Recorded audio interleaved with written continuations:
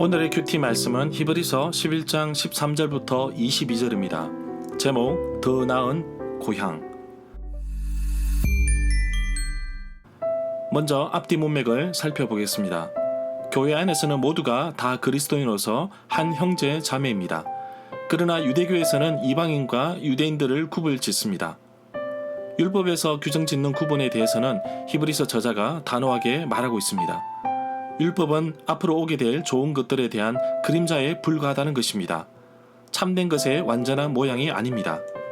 그래서 죄의 문제도 반복해서 제사를 드려야만 하지만 예수님께서 드리신 완전한 제사는 죄의 문제를 완전히 끝내셨고 예레미야 31장 33절에 예언하셨던 것처럼 이제는 깨트릴 수 없도록 마음속에 새 계명을 새겨주셨다고 말씀하고 있습니다. 죄인이나 이방인은 성소에 접근조차 못합니다. 대제사장도 1년에 한 차례만 지성소에 들어갑니다. 휘장에 가려져서 들어갈 수 없는 구조이지만 이 휘장이 찢어지는 사건이 일어났습니다. 예수님의 몸이 십자가에서 찢어지실 때에 휘장도 함께 찢어졌습니다. 하늘에 계신 대제사장 예수 그리스도께서 이제 지성소에 들어갈 수 있도록 활짝 열어주셨습니다. 그래서 우리는 예수 그리스도의 피로 성소에 나갈 담력을 얻게 된 것입니다. 로마의 박해로 인해 유대교를 그리워하며 돌아가려고 합니다. 다시 돌아가는 자들을 향하여 히브리서 저자는 말합니다. 모이기를 더욱 힘쓰라. 그런데 유대교로 돌아가려는 것은 십자가에 흘리신 예수 그리스도의 언약의 피를 모욕하는 죄이며 또한 믿음에서 뒤로 물러난 사람이라고 말합니다. 그래서 이런 사람들은 하나님께서 기뻐하지 않으신다고 말씀하고 있습니다. 히브리서 저자는 유대교로 돌아가는 사람들에게 말합니다. 우리는 뒤로 물러나 하나님께 버림받은 사람들이 아닙니다. 우리는 믿음으로 구원함을 받을 사람들입니다. 그래서 히브리서 11장에서는 믿음에 대해서 언급하고 있습니다. 보이는 것과 보이지 않는 것을 두고 믿음이라는 단어로 연결지어 설명합니다. 지금 로마의 박해로 인해 굉장하게 힘든 상황 속에 있는데 바로 이때 필요한 것이 믿음이라는 것입니다.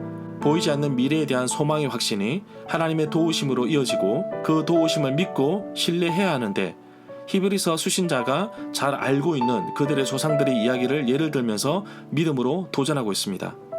아브라함과 사라는 자신의 생각을 뛰어넘는 하나님의 계획을 믿고 신뢰하고 의지하였습니다. 그리고 그 언약의 약속을 붙잡았습니다. 그런데 그 약속의 첫 단추도 25년이라는 시간이 걸렸습니다. 고향을 떠나 약속의 땅으로 가고 있었지만 더 나은 고향에 도착할 때까지 믿음으로 순종하며 나아갔던 것처럼 포기하지 않을 때에 결국 하늘나라를 선물로 받았던 것입니다. 문단을 나눠보겠습니다. 13절부터 16절은 하늘에 있는 고향, 17절부터 22절은 아브라함의 자손들이 이어간 믿음, 13절에 보면 앞으로 올 것을 멀리 바라보며 기뻐하고 반겼다고 하였는데 27절에서는 믿음으로 애굽을 떠나 왕의 노함을 무서워하지 아니하고 곧 보이지 아니하는 자를 보는 것 같이 하여 참았으며 라고 말하고 있습니다. 시편 39편 12절에 보면 여호와여 나의 기도를 들으시며 나의 부르짖음에 귀를 기울이소서. 내가 눈물을 흘릴 때에 잠잠하지 마옵소서. 나는 주와 함께 있는 나그네이며 나의 모든 조상들처럼 떠도나이다 라고 말씀하고 있습니다. 시편에서 사용된 나그네라는 단어는 히브리서 11장 13절에 사용된 나그네와 같은 단어를 사용하고 있습니다. 어떤 학자들은 히브리서의 첫 독자들이 유목민이들이나 또는 나그네들이었다고 말하기도 합니다. 15절부터 16절에 보면 히브리서 저자는 유대교로 돌아가려는 그리스도인들이 바라고 있는 선택의 여지는 없을 것이라고 말하고 있습니다. 그러나 사실은 그들이 더 좋고 나은 고향을 동경하고 기다리고 있는데 바로 하늘에 있는 고향이었습니다. 그래서 하나님께서는 그들이 하나님이라고 불리는 것을 부끄러워하지 않으시고 그들을 위해 한 성 도시를 마련해 주셨습니다. 19절에 보면 아브라함은 믿었습니다. 바로 하나님께서 죽은 사람도 살려주신다는 것을 믿었던 것입니다. 그러므로 비유하자면 아브라함은 이삭을 죽은 사람들 가운데서 다시 되받은 것입니다. 하나님의 약속을 믿는 믿음에는 죽음의 한계가 될 수 없다는 것입니다. 로마서 4장 17절에서도 기록된 바 내가 너를 많은 민족의 조상으로 세웠다 하신과 같으니 그가 믿는 바 하나님은 죽은 자를 살리시며 없는 것을 있는 것으로 부르시는 이시니라 라고 말씀하고 있습니다. 21절에 보면 야곱이 요셉의 자녀들 므낫세와 에브라임에게 축복하는 장면은 창세기 48장 16절 그리고 48장 20절에 나옵니다. 특히 요셉의 장자는 므낫세이지만 야곱이 손을 엇갈려 오른손을 에브라임에 얹어 축복하는 장면이 나옵니다. 이 구절에서 야곱은 그의 지팡이의 머리라고 나오는데 이 구절은 창세기 47장 31절에서 70인역본 번역을 따라가고 있습니다. 야곱은 그의 지팡이의 머리에 의지하여 경배하였다. 히브리어 성경은 이 구절에 대해서 그의 침대의 머리라고 전하고 있습니다. 22절에 보면 믿음으로 요셉은 죽을 때에 이스라엘 백성들이 이집트에서 나갈 것을 말하였고 자기의 시신에 대해서 어떻게 해야 할지 이야기하고 있습니다.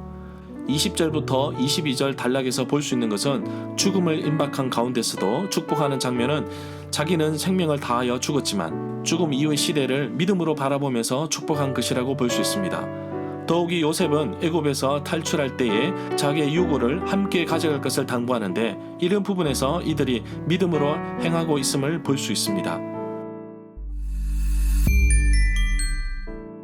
절마다 상세한 설명과 구절 해석 그리고 핵심 내용과 중심 줄거리는 네이버 블로그에 올려져 있습니다. 내게 주시는 교훈입니다.